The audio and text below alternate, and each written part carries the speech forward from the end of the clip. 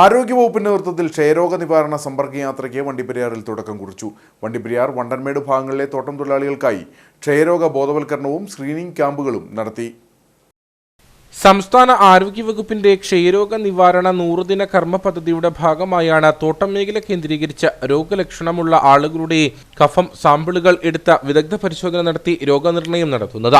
ആരോഗ്യവകുപ്പ് രോഗനിവാരണ വിഭാഗം ജീവനക്കാരും വണ്ടൻമേട്, വണ്ടിപ്പെരിയാർ സാമൂഹിക ആരോഗ്യ കേന്ദ്രങ്ങളിലെ പൊതുജനാരോഗ്യ വിഭാഗം ജീവനക്കാരും സംയുക്തമായാണ് പ്രവർത്തനങ്ങളിൽ ഏർപ്പെട്ടിരിക്കുന്നത്.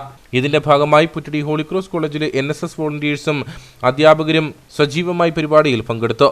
വണ്ടൻമേട്ടിൽ നിന്നും ആരംഭിച്ച പരിപാടി MK സ്കറിയ ഉദ്ഘാടനം ചെയ്തു.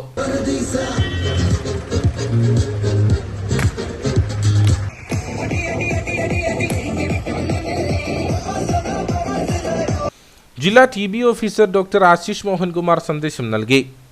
കേന്ദ്ര സംസ്ഥാന സർക്കാരുകൾ സംയുക്തമായി നടത്തുന്ന ക്ഷയരോഗ നിവാരണത്തിന് വേണ്ടിയിട്ടുള്ള 100 ദിന കർമ്മ പരിപാടികൾ നടന്നുകൊണ്ടിരിക്കുകയാണ്.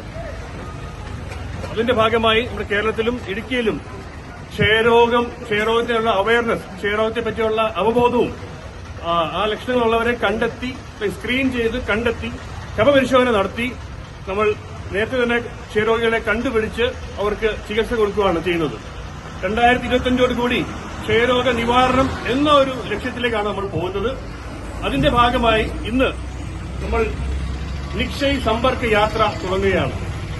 ഡോക്ടർ അയ്യപ്പദാസ്, വണ്ടിപ്പെരിയാർ സാമൂഹികാരോഗ്യ കേന്ദ്രം health supervisor Anilkumar, health inspector Bobby Cherian, Holy Cross college vice principal Melvin NV തുടങ്ങിയവർ സംസാരിച്ചു.